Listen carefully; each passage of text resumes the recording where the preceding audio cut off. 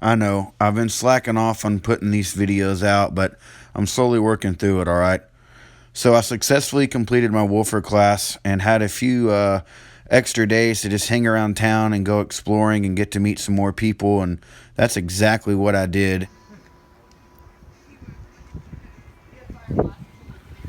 So the two Deweys are back here. You can't see them. And there's another peak here.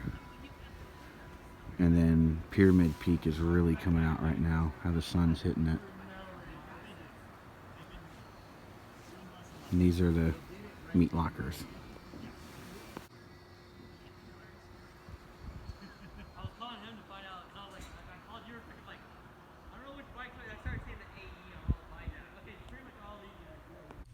At this point, I'd really started to kind of find a group of people to hang out with and that I knew I could spend the season with having fun, but I was ready to see what this glacier was all about and what my job was going to be.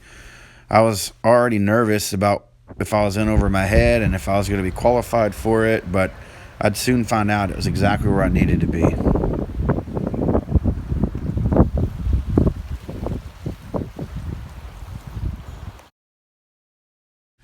You could start to tell that a lot of people were just ready to get after the season and figure out what their jobs were going to be.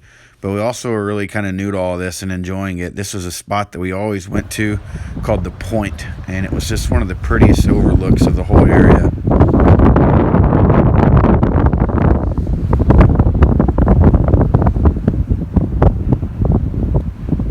Little did I know, in just a matter of months, I would know this place like the back of my hand.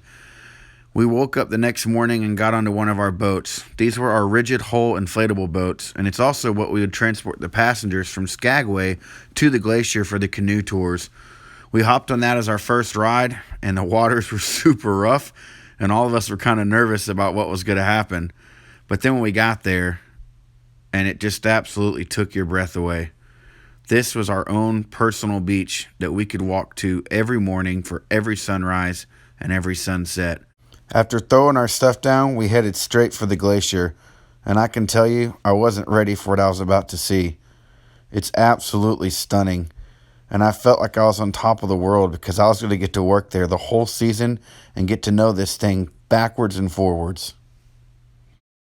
Once we got back, the guitarists came out, and we started to have a little bit of a celebration. Super excited about the season. We got to look through our community cabin where we stored all of our food and did all of our cooking and eating. We figured out that we had a sauna with a lot of wood. Hopefully that's going to be enough. And we started to settle in.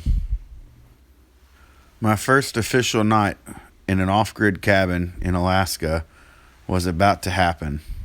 And I just couldn't wait. I was so excited for what this place was going to hold for me and how close I would get to the people I was working with and just how special this cabin would be.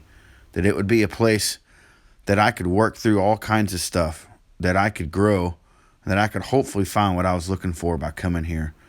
That first night was one I won't ever forget. It changed everything.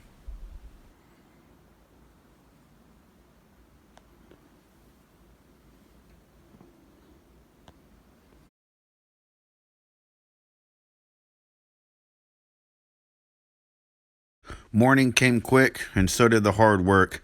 That meant putting together 11 31-foot canoes that each broke down into 4 pieces.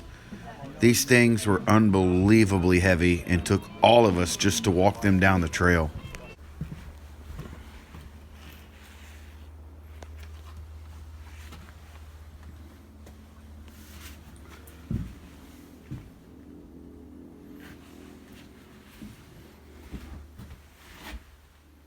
As these videos progress, try and take note of how much our cabin changes and starts to grow into its own little environment.